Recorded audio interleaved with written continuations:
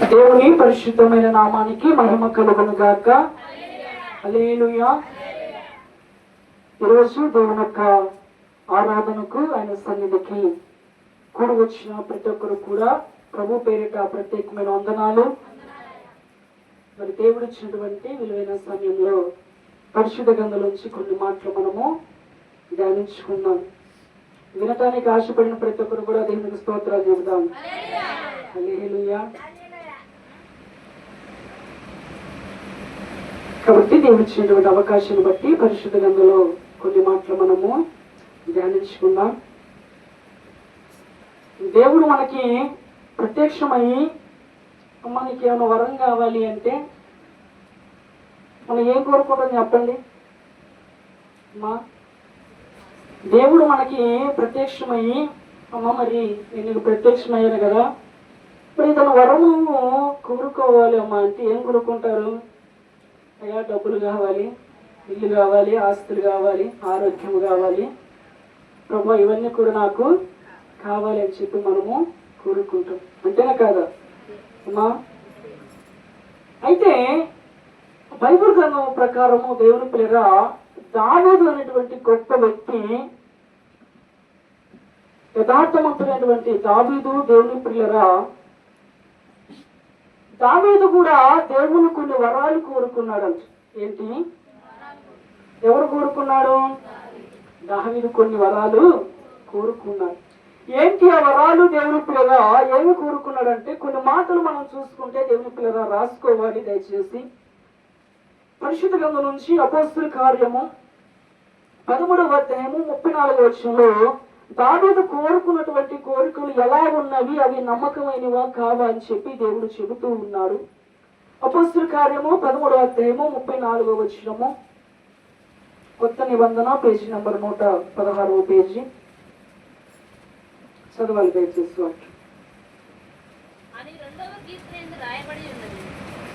మా 34వ వచనము.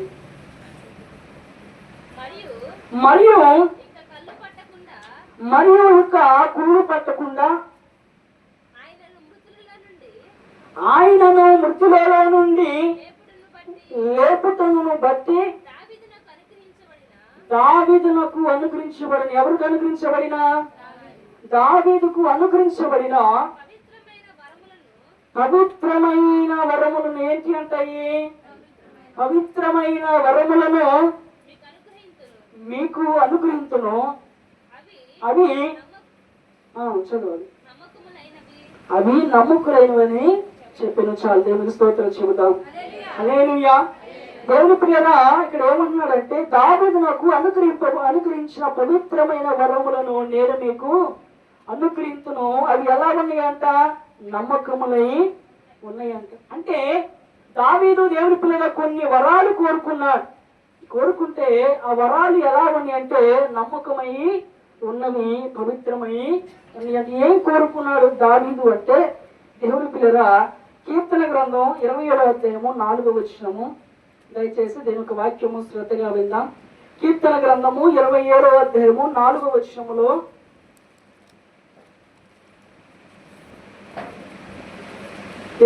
అధ్యాయము 4వ వచనము, కీర్తన గ్రంథము.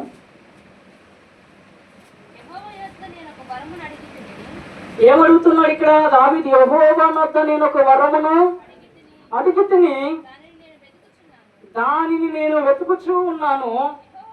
యెహోవా ప్రసన్నతకు చూచుటకును, ఆయన యెహోవా ప్రసన్నతను చూచుటకు, ఆయన ఆలయములో ధ్యానించుటకు నా జీవిత కాలమంతయు. ఎక్కడంట? నేను యెహోవా మందిరములో నివసింప కోరుచున్నాను. చాలు. ఇక్కడ ఏ వరం కోరిండు దావీదు అనేటువంటి భక్తుడు? ఏ వరం కోరిండు? ఇక్కడ దేవుడు కనిపించడంలోనే ఆస్తి, ప్రభు, ఐశ్వర్యము, బంగారము, వెండి, సిరి సంపదలు అన్నీ నీ వద్ద ఉన్నాయి కదా ప్రభువా, మరి నాకు ఒకటి ఇవ్వయా అని చెప్పి అడుగుతా ఉన్నాడా? ఏమని అడుగుతా ఉన్నాడు ఇక్కడ? నీ మందిరములో, నీ యొక్క సన్నిధానంలో నేను నిత్యము నివసింప కోరుచున్నాను ప్రభు, అటువంటి వరమును నాకు దయచేయంటాడు. దేవునికి స్తోత్రం చెబుదాం. హల్లెలూయా. ఎక్కడ నివసింపాలని కోరుతున్నాడు ఆయన? దేవుని యొక్క ఆలయంలో, దేవుని యొక్క సన్నిధిలో నేను ఎప్పుడు కూడా నీ పాదాల చెంతుండి నిన్ను స్తుతించేవారుగా, నీ సన్నిధిలో నేను నివసించేవారుగా ఉండాలి ప్రభు అని చెప్పి వరమును కోరుతున్నారు. ఇది వరమా అమ్మా? ఎవరైనా దేవుడు ప్రత్యక్షం అయితే నాయన వజ్రాలు కావాలి, వైడూర్యాలు కావాలి, బంగారం కావాలి, లేకపోతే ఆరోగ్యం కావాలి, నిత్య జీవం కావాలి, అన్నీ కావాలని చెప్పి కోరుకుంటాడు. కానీ మరి దావీదు ఏ వరము కోరాడంటే నిత్యము నీ సన్నిధిలో నేను ఉండాలి ప్రభు అని చెప్పిన వరమును కోరాడంట. దేవుని ప్రియుగా, ప్రభునందు ప్రియమైనటువంటి సహోదరులారా, దావీదు కోరినటువంటి వరము మనం కోరుతామా అమ్మా? దావీదు కోరినటువంటి వరము దేవుని ప్రియుగా మనం కోరుతామా చెప్పండి అమ్మా? ఎందుకు కోరం అంటే దావీదు దేవుని పిల్లగా దేవుని సన్నిధిలో సమస్తం ఉన్నదని ఎరిగి ఉన్నారు. దావీదు దేవుని పిల్లగా దేవుని యొక్క సన్నిధానంలో సమస్తము కూడా ఉన్నవి. ఆయన సన్నిధానంలో ఎప్పుడు కూడా నివసించే వారిగా, ఆయన స్తుతించే వారిగా నేను ఎప్పుడు ఉండాలి. కాబట్టి అటువంటి వరమును నాకు దయచేయి ప్రభు అని చెప్పి దావీదు ఒక వరమును కోరాడంట. అవి ఎలాగని అంటే పవిత్రమయ్యి నమ్మకములై ఉన్నాయంట. దేవునికి స్తోత్రాలు చెబుదాం. హల్లెలూయా. చాలా మంది దేవుని పిల్లగా మన లోకరీతిలో మనం చూసుకుంటే ఏమంటారంటే, ఒక గ్రామంలో దేవుని మందిరం కడతా ఉన్నారంటే, అయ్యా మా ఇంటి పక్కన ఉంటే బాగు, దైవజనులు మా ఇంటి యొక్క మహిళ పక్కన ఉంటే బాగు. ఎందుకంటే దేవుని సన్నిధి ఉన్నప్పుడు దేవుడు మమ్మల్ని చల్లగా చేస్తాడు. తర్వాత ఎప్పుడు కూడా దేవుని మందిరంలో ప్రార్థన జరుగుతూ ఉంటుంది, దైవజనులు ప్రార్థన చేస్తూ ఉంటారు. దాని వలన మాకు మేలు కలిగితే ఆ చుట్టుపక్కల ఎటువంటి చీకటి కూడా ఉండదు. కాబట్టి ఏం కావాలంటే కట్టేటువంటి మందిరం మా ఇళ్ళ కడితే బాగు, మా మధ్య దైవజనులు ఉంటే బాగానే చాలా మంది కోరుకుంటారు. కొంతమంది ఏం కోరుకుంటారు చెప్పండి మా అయ్యగారు మా మధ్యలో కాంచి మమ్మల్ని తొమ్మనీయట్లేదు, దగ్గరనీయట్లేదు, మమ్మల్ని ఏది కూడా చేయట్లేదు. దేవునికి స్తోత్రాలు చెబుదాం. హల్లెలూయా. మేలు కోరుకునే వాళ్ళు ఏం చేస్తారంటే దేవుని సన్నిధి మా మధ్య ఉంటే చాలు, మేము హాయిగా ఆస్వాదించబడతా ఉంటాం. దైవజనులు మా పక్షమున ఉంటే చాలు, మేము ఆస్వాదించబడతామని కోరుకుంటారు చాలా మంది. కానీ కొంతమంది అట్లా కోరుకుంటారు, మా ఏది కూడా దైవజనులు మమ్మల్ని చేయనివ్వట్లేదు అని చెప్పి కోరుకుంటారు. చాలా మంది కూడా దేవుని పిల్లగా దేవుని యొక్క మందిరము నీడబడితే కీడు అనుకుంటారు. ఏమనుకుంటారు? దేవుని యొక్క మందిరము యొక్క నీడబడితే ఏమనుకుంటారంట? కీడు. అంటే దేవుడు చూపించే మేలు కావాలి, దేవుని సన్నిధిలో నువ్వు ఆరాధన చేయాలి, ఆయన ఇచ్చేటువంటి కృపను పొందుకోవాలి, నిన్ను సజీవంగా ఉంచాలి, నిన్ను ఆరోగ్యంగా ఉంచాలి, అన్నీ ఉంచాలి. కానీ దేవుడు చెప్పి నీడ మాత్రము అంటే దేవుని సన్నిధి అంటే ఏంటి చెప్పాలి, మనకు తోడుగా నీడగా. మరి అలాంటప్పుడు దేవుడు హస్తం నిన్ను తాకినప్పుడు నువ్వు ఇష్టపడుతున్నావే, దేవుడు మేలు చేసి నువ్వు అనుభవించడానికి ఇష్టపడుతున్నావే, మరి దేవుని సన్నిధికి నీడబడితే ఏమైతే మరి తెలియని వాళ్ళు దేవుని పిల్లగా ఏదైనా మాట్లాడుతూ ఉంటారు. కానీ దేవుని పిల్లగా దేవుని గురించి తెలిసిన వాడు మాత్రము ఆయన నీడపడినా చాలు నేను ధన్యుడిని అనుకుంటాడు. దేవునికి స్తోత్రం చెబుదాం. హల్లెలూయా. కాబట్టి దేవుని పిల్లగా మనము కూడా ఒక వరం అనేది కోరుకోవాలి. ఏంటి ఆ వరం అంటే ఎప్పుడు కూడా నీ సన్నిధిలో నేను ఉండేవారుగా, నీ సన్నిధానంలో నేను స్తుతించేవారుగా, నిన్ను గణపరిచేవారుగా నేను ఉండాలి ప్రభు అని చెప్పి మనం ఒక వరం అనేది కోరుకోవాలంట. దావీదు ఒక వరమును కోరుకున్నాడు. ఏంటి అంటే అయ్యా ఎప్పుడు కూడా నీ సన్నిధిలో నేను ఉండాలి. చదువు ఒకసారి వాక్యం. నేను యెహోవా యొద్ద ఎక్కడ అడిగాడంట? ఎవరి వద్ద అడిగాడు? యెహోవా యొద్ద దావీదు ఒక వరమును అడిగాడు. దానిని నేను వెతుకుచూ ఉన్నాను. ఎవరి ప్రసన్నతనంట? యెహోవా ప్రసన్నతను నేను చూచుటకును ఆయన ఆలయములో ధ్యానించుటకును. ఎప్పుడంట? ఒక రోజా రెండు రోజులా? అమ్మా నా జీవిత కాలం అంతయు నేను యెహోవా మందిరములో నివసింప కోరుచున్నాను. చాలమ్మ. కాబట్టి దావీదు ఒక వరమును ఎక్కడ కోరాడంటే దేవుని సన్నిధిలో నేను ఉండాలని కోరు. ఇంకొక మాట చూసుకుంటే అదే కీర్తన గ్రంథము 119వ అధ్యాయము 56వ వచనము. 119వ అధ్యాయము 56వ వచనము.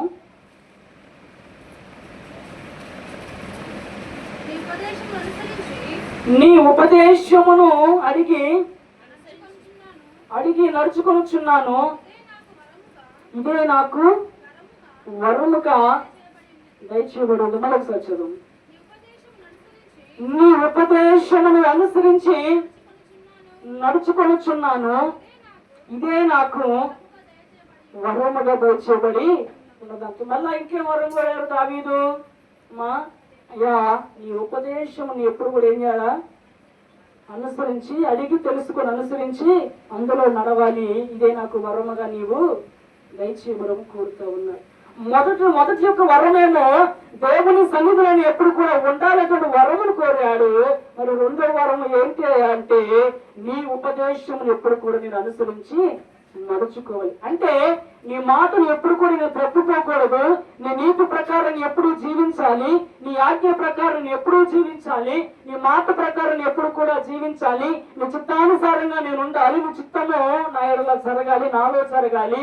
ప్రభా, నీ ఉపదేశం ప్రకారం నేను నడుచుకునే విధంగా నాకు ఒక వరమును దయచే ప్రభా. నీ దావీదు మరొక వరమును కోరాడంట. దేవునికి స్తోత్రం చెబుదాం. హల్లెలూయా. మొదటిదేమో ఆయన సన్నిధిలో ఉండేటువంటి వరము. రెండో వరం ఏంటంటే ఆయన చెప్పేటువంటి మాట, ఆయన ఇచ్చేటువంటి మార్గము, ఆయన ఏదైతే ఉపదేశిస్తాడో ఆ ఉపదేశము ప్రకారం నేను నడుచుకోవాలి, ఇదే నాకు వరముగా దయచేవు ప్రభు అని చెప్పి దావీదు అడుగుతా ఉన్నాడు. అంటే మనం అడిగే వాటికంటే దావీదు అడిగేవాటి ఎట్లా చెప్పండి? చిన్న పనియా పెద్ద పనియా? మనమే అడుగుతాం. ఒక పెద్ద లిస్ట్ తీసుకొని ప్రభు ఇది కావాలయ్యా, అది కావాలయ్యా, అది కావాలయ్యా, అది కావాలని చెప్పి అడుగుతాం. దావీదు ఏం కోరుతాం? చిన్న చిన్న కోరుతాం. ఏంటి మన లిస్ట్ కంటే దావీదు లిస్ట్ ఎట్లా చెప్పండి? చాలా చిన్నగా మన లిస్టు ఎట్లా ఉంటుంది? ప్రభువా, నేను ఉదయం లేసిన కానీ సాయంత్రం వరకు ఆడికి పోవాలి, ఏడకు పోవాలి, అది సంపాదించాలి, కానీ అయ్యా నీ సన్నిధానంలో నేను గడిపేటువంటి ఒక వరము నాకు దయచేయని ఈనాడని కోరుకున్నారా? దేవుని ఉపదేశం ప్రకారం జీవించేటువంటి వరము నేను పొందుకోవాలని ఏనాడైనా మనం అటువంటి వరములు పొందుకున్నావా? అమ్మా, పొందుకోము దేవునిగా. అటువంటి వరములు మనకు అవసరమైనవి కావు. దేవునికి స్తోత్రం చెబుదాం. హల్లెలూయా, హల్లెలూయా. దేవుని పిల్లల ఇటువంటి వరములు కనుక మనం పొందుకోకపోతే, దేవునికి ఇవ్వాల్సినటువంటి సమయాన్ని మనకు దేవుని కనుక ఇవ్వకపోతే, దేవుని పిల్లల ఇక మనం ఎంతగానో ఆయన దగ్గర ప్రాధాన్యపడ్డ ఒక్కొక్కసారి మన మాట కూడా దేవుడు ఇక్కడ వినడం. కొన్ని మాటలు మనం చూసుకుంటే దేవుని పిల్లల కీర్తన గ్రంథంలోనే 107వ అధ్యాయము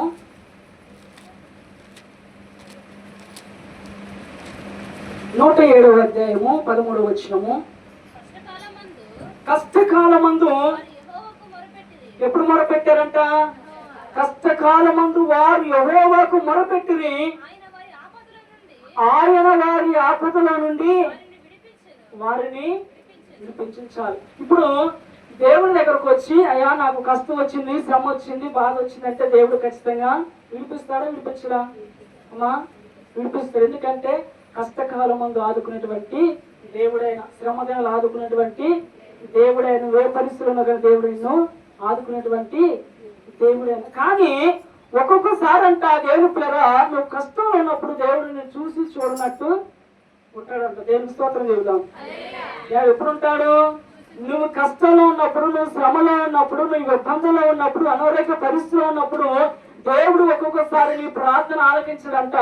తరువాత నిన్ను చూసి చూడనట్టు దేవుడు ఏం చేస్తాడంట? వదిలేస్తాడు. ఎందుకు? దేవుడు పక్షపాత, దేవుడు అన్యాయం చేసినటువంటి వ్యక్త.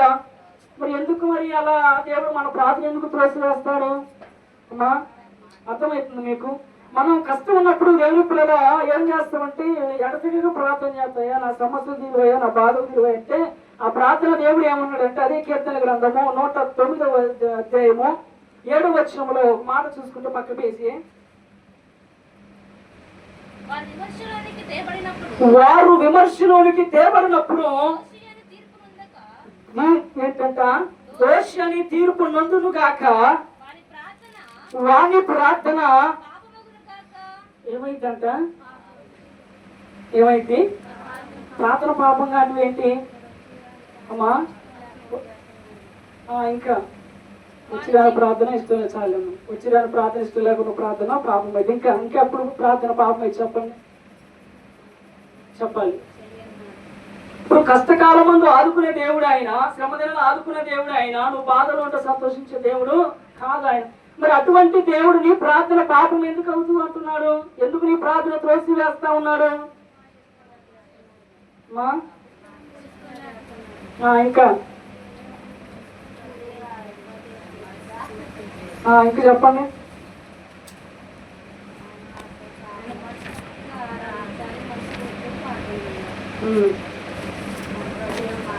నీ సన్నిధానములో సంపూర్ణ సంతోషం ఆరాధించుకునే ఎదురైన అవకాశం.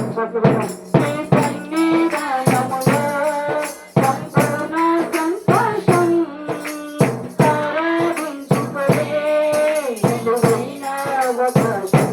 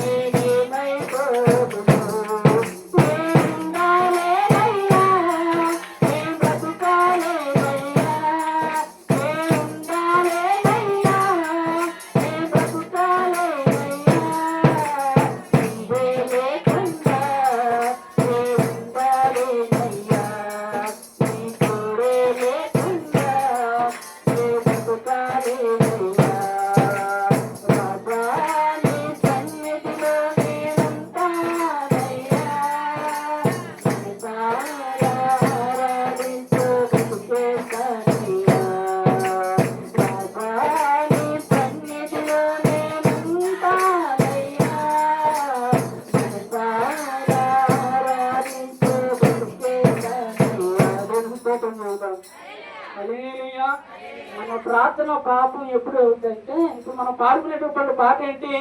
నీ సన్నిధానంలో సంపూర్ణటువంటి సంతోషం. ఎక్కడుంటదంట సంతోషము? దేవుని యొక్క సన్నిధానంలో ఆరాధించుకున్నటువంటి విలువైన అవకాశము. మన జీవితంలో ఏమీ కోల్పోయినా కానీ పొందుకునేటువంటి స్థలం ఏంటి? మా దేవుని యొక్క సన్నిధి. మన బాధల నుంచి బ్రతికించేది ఏంటి? దేవుని యొక్క సన్నిధి. ఎక్కడుంటావంట? రాజాని సన్నిధిలో నేనుంటానయ్యా, మనసారా ఆరాధిస్తూ బ్రతికేస్తాను. ఇప్పుడు సన్నిధిలో ఏం దొరికిందంట? సంతోషం దొరికింది, సమాధానం దొరికింది. మన జీవితంలో ఏది కుదరనా కానీ అవి ఏమైతే అంట? దొరుకుతాయి అంట. దేవుని పిల్లరా, ప్రభునందు ప్రియమైనటువంటి సహోదరులరా, మన ప్రార్థన పాపం ఎప్పుడు అయితే అంటే దేవుడికి ఇవ్వాల్సినటువంటి సమయాన్ని ఇవ్వకుండా మనకి ఇష్టానుసారంగా సమయాన్ని వేరే చోట్ల గడిపి నాకు ఇష్టం వచ్చినప్పుడు నేను దేవుని సన్నిధికి వెళ్తాను అంటే అప్పుడు ఏమైపోద్ది అంటే ఈ ప్రార్థన ఏమైందంట? ఏమైపోద్ది? వ్యర్థం కాదు, పాపం అయిద్దంట. దేనికి స్తోత్రం చెబుతాం. హల్లెలూయా.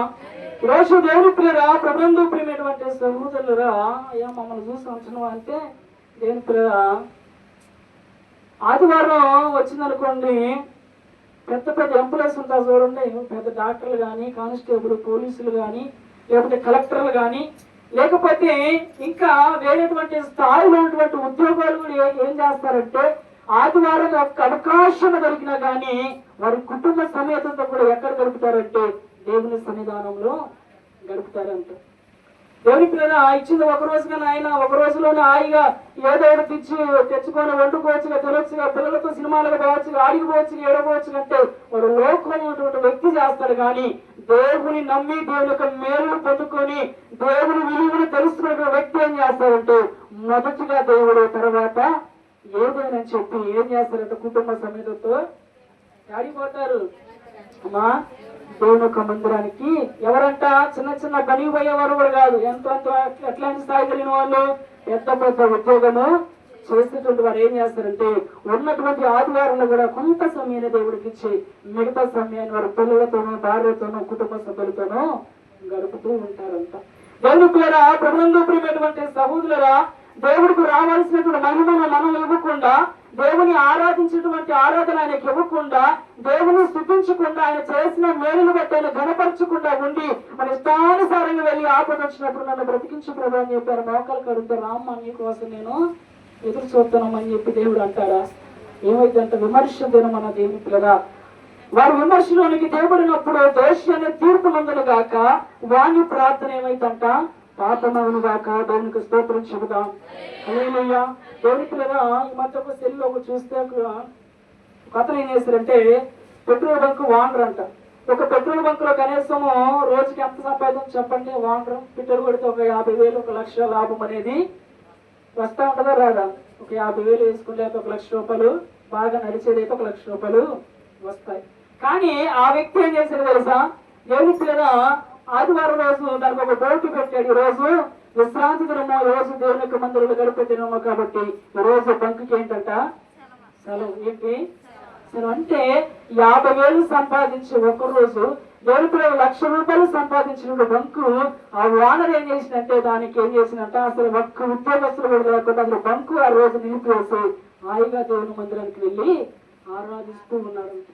దేవుని పిల్లగా మరి మన పరిస్థితి ఎట్లుంటే చెప్పండి అమ్మా. అయ్యా మరి మా యొక్క పరిస్థితి మీకు తెలియదా? మా పనికి పోతే ఎలాంటి పరిస్థితి, లేకపోతే మా పనుల్లో పని చేసుకోకపోతే పరిస్థితి ఇలా ఉంటుందయ్యా అని చెప్పి మనం అనుకుంటాం. కానీ దేవుని పిల్లగా ఆయన కృప లేకపోతే ఎంత ప్రయాసపడ్డా కానీ ఏమైపోతుంది ఆఖరికి అమ్మా? ఆయన ఆరోగ్యం ఇవ్వకపోతే, ఆయన నీ ప్రయాణం నీకు తోడుగా లేకపోతే, నీ పనిబాటులో తోడుగా లేకపోతే, నీ కష్ట సుఖాలు ఆయన తోడుగా లేకపోతే, నీ బాధను ఆయన తొలగించకపోతే ఏమైపోతుంది చెప్పండి అమ్మా? ఆదివారం అవి తీసుకుంటావా? చాలా మంది వారం అంతా ఖాళీ ఉంటారు. ఆదివారం వచ్చేసరికి క్యారేజీలు కొట్టుకొని వెళ్ళలేదంటే ఆదివారం రోజు ఎంత సంపాదించాలని ఆతృత పడతా ఉంటాడు. దేవునికి స్తోత్రం చెబుతాం. హల్లెలూయా. నిద్ర వచ్చేసేప్పుడు ఒక పాడు పడతాం మా దేవునికి స్తోత్రం చెబుతాం.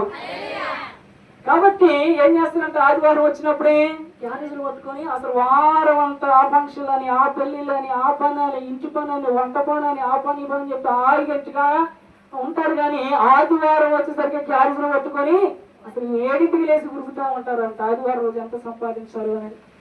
దేవుని పిల్లరా, నీకు దేవుడు ఆరోగ్యాన్ని ఇచ్చాడంటే ఒక్కరోజైనా సరే దేవుని మందిరంలో సిద్ధించేవారుగా మనము ఉండాలవుతాం మా ఉండాలవుతా. అంటే ఎన్ని చేయకుండా అయ్యా నీ సన్నిధిలో సంపూర్ణ సంతోషం కలిగింది నాయన రాజా, నీ సన్నిధి ఎప్పుడు కూడా నేను ఉంటాయని చెప్పి మన పాట ద్వారా ఆయన సూచిస్తున్నాం. కానీ మనలో ఆయన క్రియలు అనేవి ఉన్నాయా మా? ఏం పాడతాం మన రాజాని సన్నిధిలో? చాలా మంది దేవుని పిల్లగా మీరు నేను చెబుతున్నానే కాదు, కానీ దేవుని యొక్క ఆవరణలో కొద్ది నిమిషాలు ఉండొచ్చిన చాలు ఆయన ప్రశాంతంగా ఉంటుందయ్యా. దేవుని యొక్క మందిరంలో నా బాధలు పెట్టిన చాలు, నా జీవితము ధన్యమైతే ప్రభు అక్కడికి వెళితే కొద్ది నిమిషాలు ఉన్న చాలు నేను ప్రశాంతతగా ఉంటాను, నాకు సంతోషంగా ఉండదని చెప్పి చాలా మంది దేవుని పిల్లగా కోరుకునేటువంటి వ్యక్తులు ఉంటారు. ఎందుకంటే దేవుని పిల్లగా పరిశుద్ధ గ్రంథంలో మొదటి సమయాలు రాసినటువంటి గ్రంథము 1వ అధ్యాయము దేవుని పిల్లగా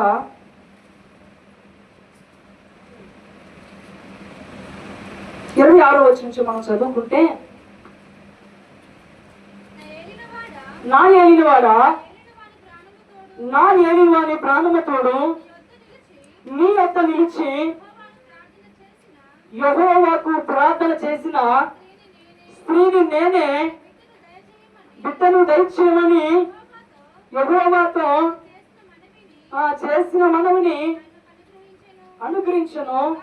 కాబట్టి నేను ఆ బిడ్డని యెహోవాకు ప్రతిష్ఠించుచున్నాను.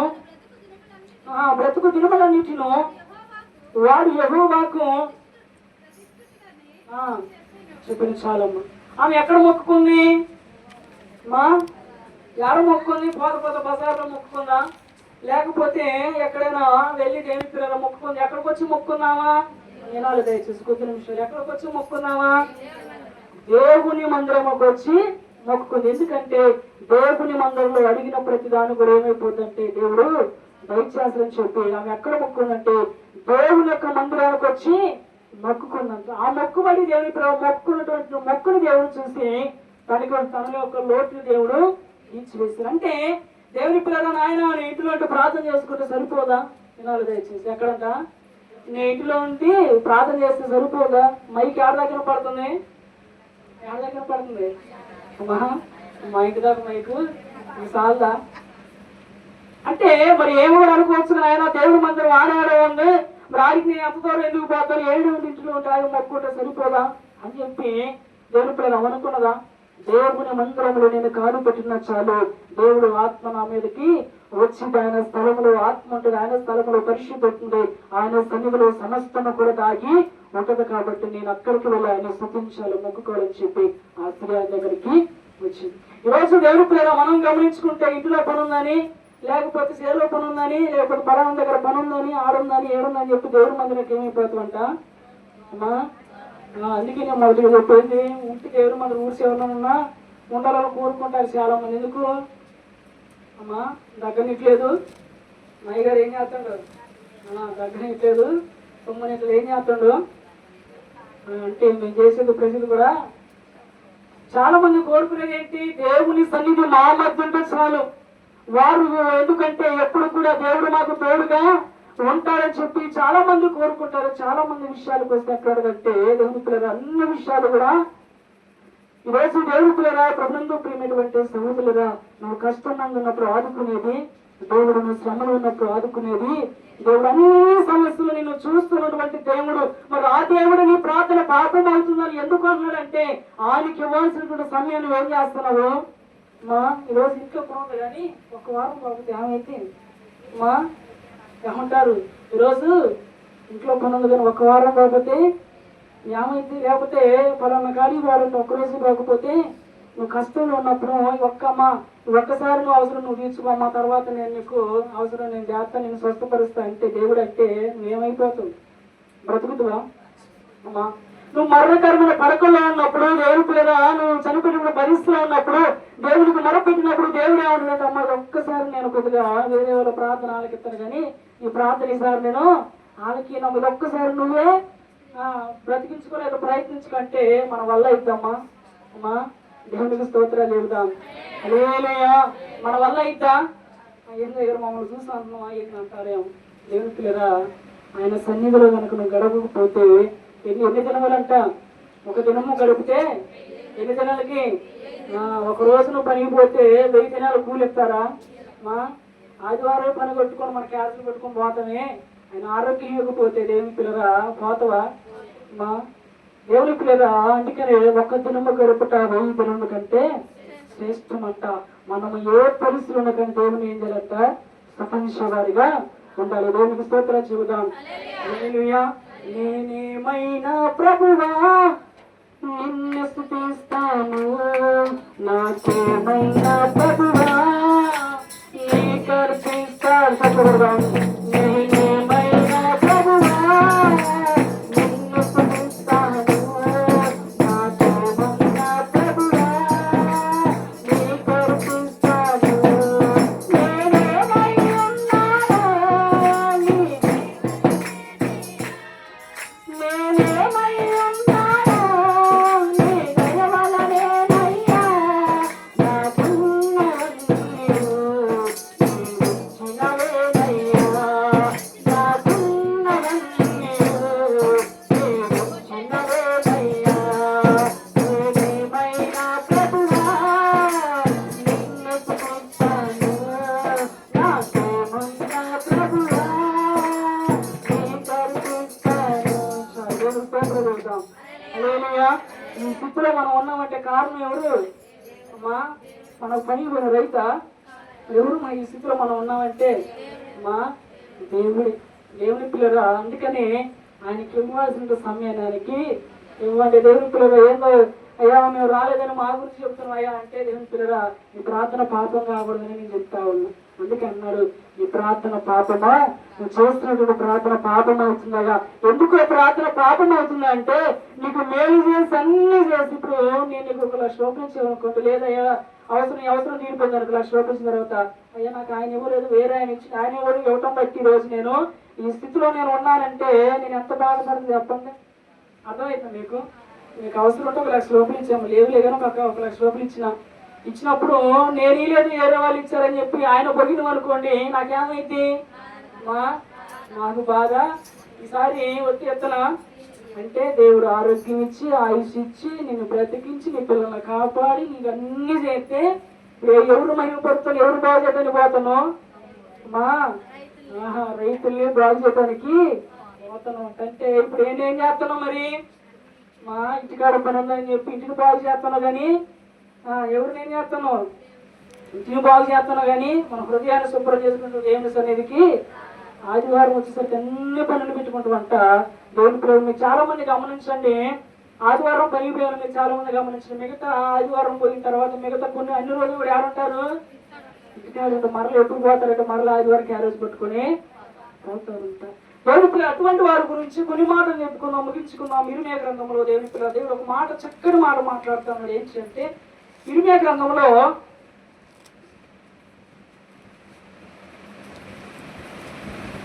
11వ అధ్యాయము 14వ వచనము చదువుకుంటే దేవుని పిల్లరా, ఇర్మీయా గ్రంథము 11వ అధ్యాయము 14వ వచనము,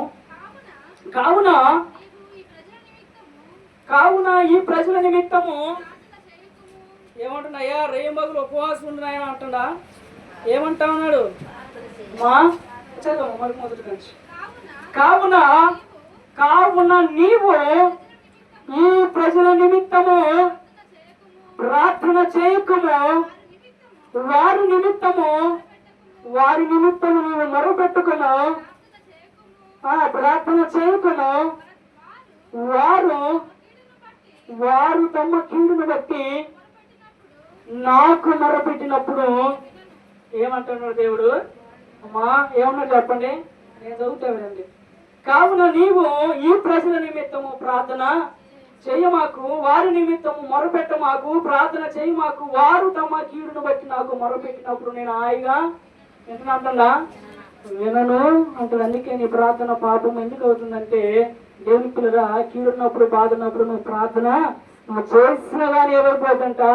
నేను విననని అన్నాడంట. దేవుడు చెబుతా ఉన్నాడు. దేవునికి ఎవరికి మాట చెబుతున్నాడు అంటే ఇర్మీయా దైవజనుడు చెబుతా ఉన్నాడు. దేవుడు కదా, వారు నా మాట త్రోసివేశారు కాబట్టి, నా ఆత్మ ప్రకారం జీవించలేదు కాబట్టి, నాకు సమయాన్ని ఇవ్వలేదు కాబట్టి, వారు ఎంత దగ్గరకు వచ్చినాయా? దేవుడి దగ్గర ప్రార్థన చేయండి, నువ్వు చేయమాకు, దేవుడికి మొరపెట్టమంటే నువ్వు మొరపెట్టమాకు, కన్నీళ్ళు గారమంటే నువ్వు కారమాకు, ఉపవాసం ఉంటే ఉండమంటే ఉండమాకు, వారి కోసం నువ్వు ప్రార్థన అనేది చెయ్యమాకు, వారి కోసం నువ్వు మొరపెట్టమాకు. వారికి కీడు వచ్చినప్పుడు, బాధ వచ్చినప్పుడు, కష్టం వచ్చినప్పుడు నా దగ్గరకు వచ్చి ఏం చేస్తారు? అయ్యా నా బాధ తీర్చి ప్రభు అని చెప్పి మొరపెడతారుగా. అప్పుడు నేనేం చేయాలి? మా వినని అన్నాడు. ఇంకొక మాట చూసుకున్నాం. అదే ఇర్మీయా గ్రంథంలో దేవుని పిల్లరా,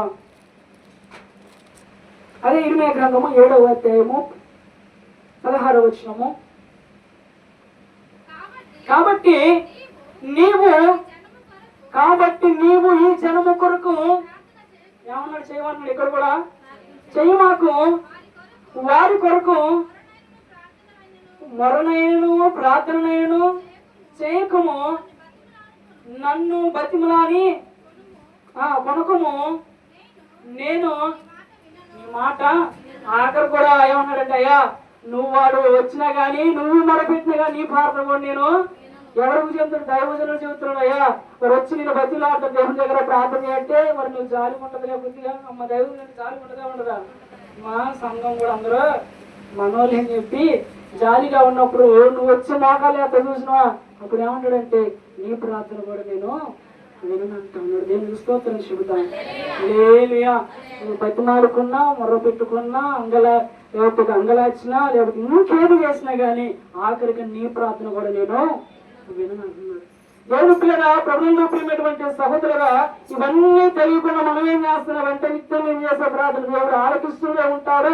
హాయిగా నేను క్యారీలు పట్టుకొని ఆదివారం కూడా దేవుణ్ణి ఏం చేస్తా? సేలో పోయి కనపడతా, మహిమపడతా అని చెప్పి ఉద్యోగాలకు పోయి, ఆడికి పోయి, ఏడకు పోయి దేవుని పిల్లగా ఒకసారి ఏం చేస్తారు? ఇంటికాడ ఉండకూడదు. దేవుని మందిరానికి వస్తారా?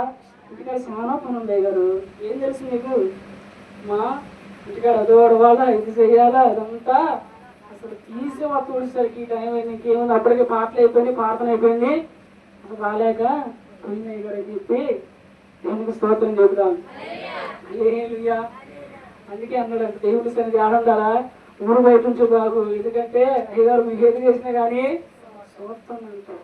కానీ చాలా మంది ఏమంటారంటే దేవుని సన్నిధి మా మధ్య చాలు, మేము ధన్యత కలిగి, ఎందుకంటే దేవుడు హస్తము తాకిన నీడ పడిన చాలని చెప్పి చాలా మంది కోరుకుంటారు. కాబట్టి దేవుని ప్రభుత్వం ప్రేమటువంటి సహోదరుల కష్టకాలం ముందు ఆదుకున్న దేవుడే కానీ ఒకరు దేవుడికి ఇవ్వాల్సిన సమయాన్ని ఇవ్వకుండా ఆయన ఆజ్ఞ ప్రకారం జీవించకుండా ఉంటే ఈ ప్రార్థన ఏమైపోతుందంట అమ్మా, ప్రార్థన పాపము అయిపోతుంది. కాబట్టి దావీదు గొప్ప వరములు ఏం చేసినట్టు పొందుకున్నాడు. ఒకటి ఈ సన్నిధిలో నిత్యం కొన్ని ఎప్పుడు ఉండాలి ప్రభా.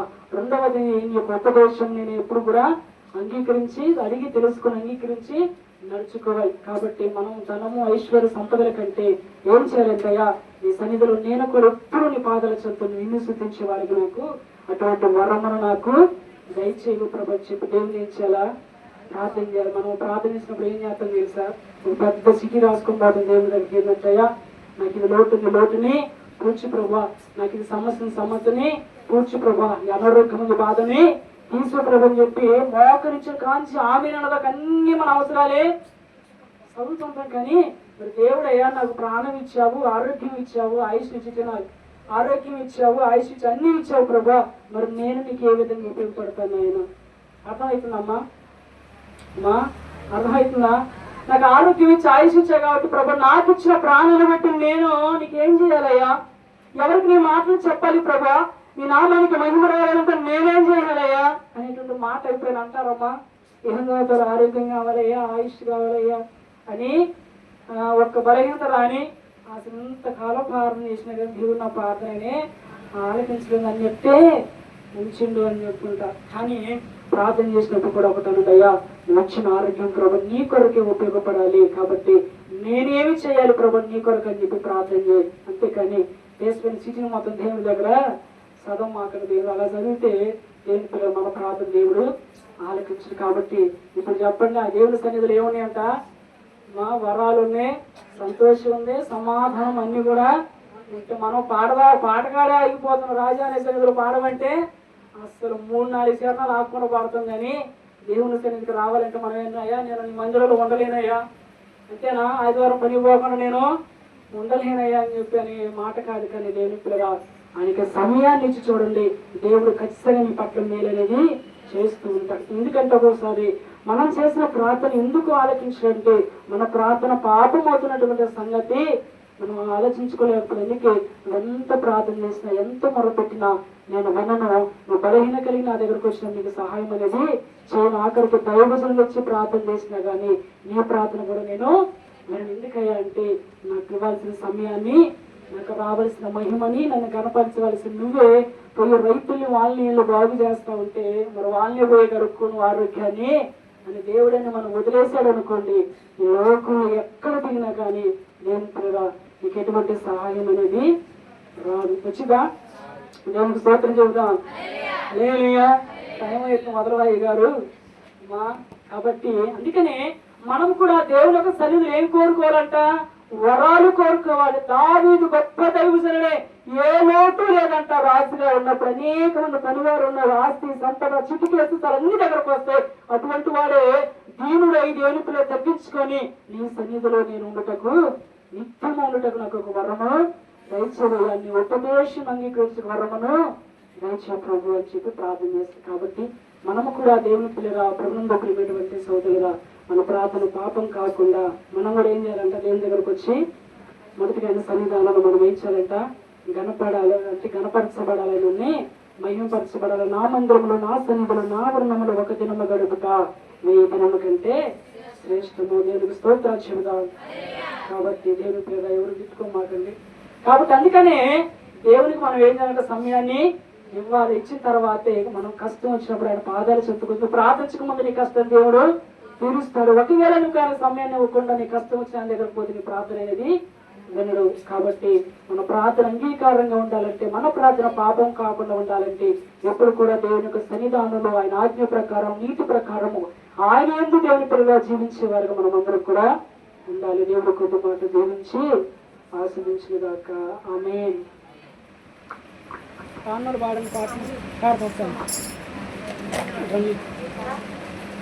పాటలు పాడండి. ఎవరెవరు ఉన్నారు?